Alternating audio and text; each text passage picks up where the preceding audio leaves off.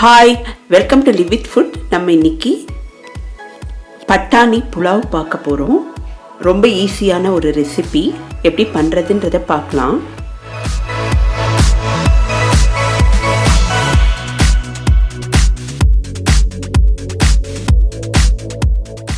இப்போது பவுலில் பாஸ்மதி அரிசியை ஊற வச்சுக்கலாம்.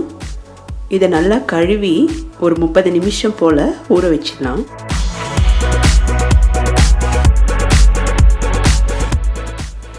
இப்போ ஒரு மிக்ஸி ஜார் எடுத்துக்கலாம். அதில் நான் முந்திரி, பச்சை மிளகாய்,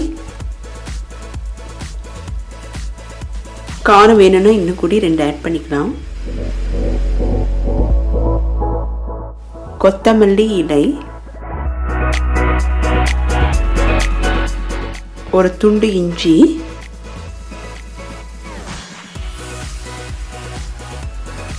இதோட பூண்டு கொஞ்சம் சேர்த்துக்கலாம்.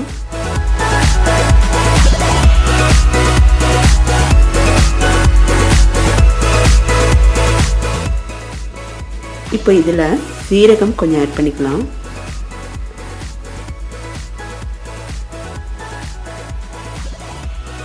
பட்டை ஒரு சின்ன துண்டு ஆட் பண்ணிக்கலாம்.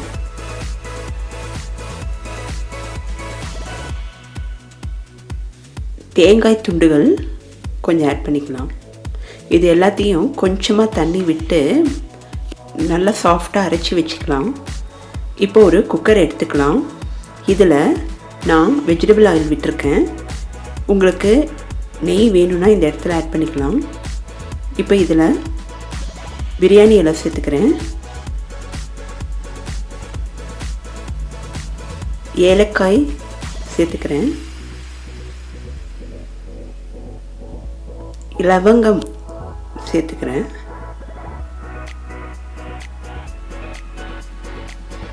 முதல்ல இதெல்லாம் நல்லா வறுத்துடலாம்.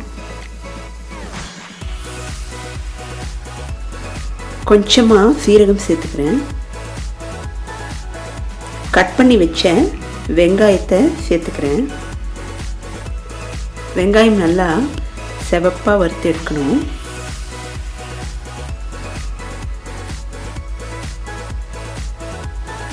இந்த பட்டாணி புலாவ் ஈஸியாக செய்யக்கூடிய ஒரு லஞ்ச் ரெசிபி.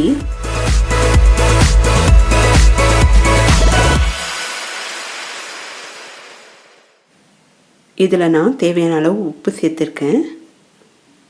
நல்லா வதக்கிக்கலாம். வெங்காயம் நல்லா வதங்கணும். இப்போ அடுப்பை சிம்மில் வச்சிடலாம்.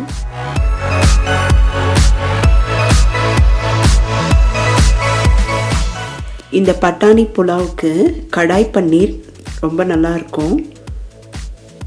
இப்போ நம்ம அரைச்சி வச்சிருந்த விழுதை சேர்த்துக்கலாம். ஒரு சண்டே பட்டாணி புலாவ், கடாய் பன்னீர் அந்த மாதிரி லஞ்ச் ரெசிபியாக நம்ம பண்ணிக்கலாம். அப்படி இல்லைன்னா பட்டாணி புலாவுக்கு மலாய் கோஃப்தா ரொம்ப நல்லாயிருக்கும்.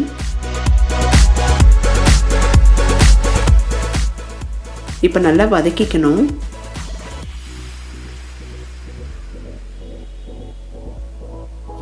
பட்டாணி சேர்த்துக்கிறேன். இது ஃப்ரெஷ் பட்டாணி.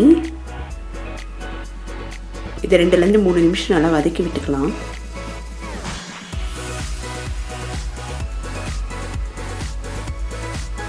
இப்போ இதில் நான் கொஞ்சமாக குடைமிளகாய் சேர்த்துக்கிறேன்.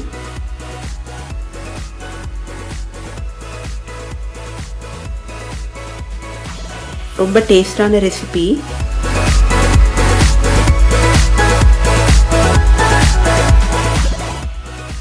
இப்போ நம்ம ஊற வச்சிருந்த அரிசியை தண்ணியெல்லாம் இருத்துட்டு போட்டுடலாம்.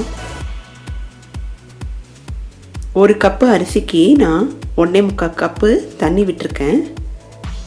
அப்போ தான் நமக்கு நல்லா சாதம் உதிரி உதிரியாக வரும். இப்போ அரிசியை போட்டாச்சு. இப்போது ஒரு 2லேருந்து 3 நிமிஷம் அடுப்பை சிம்மில் வச்சுட்டு வதக்கி விட்டுக்கலாம்.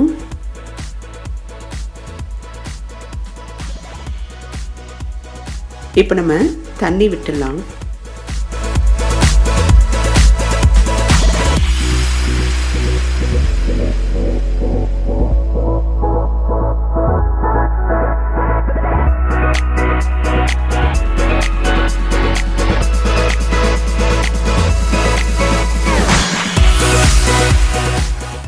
இப்போ நல்லா கலந்து விட்டுக்கலாம்.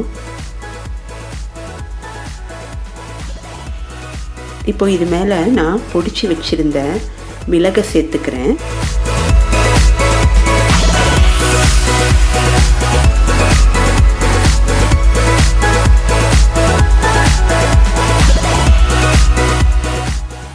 இப்போ நம்ம குக்கரில் 2 விசில் வர வரைக்கும் வேக வச்சு எடுத்துட்டோன்னா நமக்கு சுவையான பட்டாணி புலாவ் தயாராகிடும்.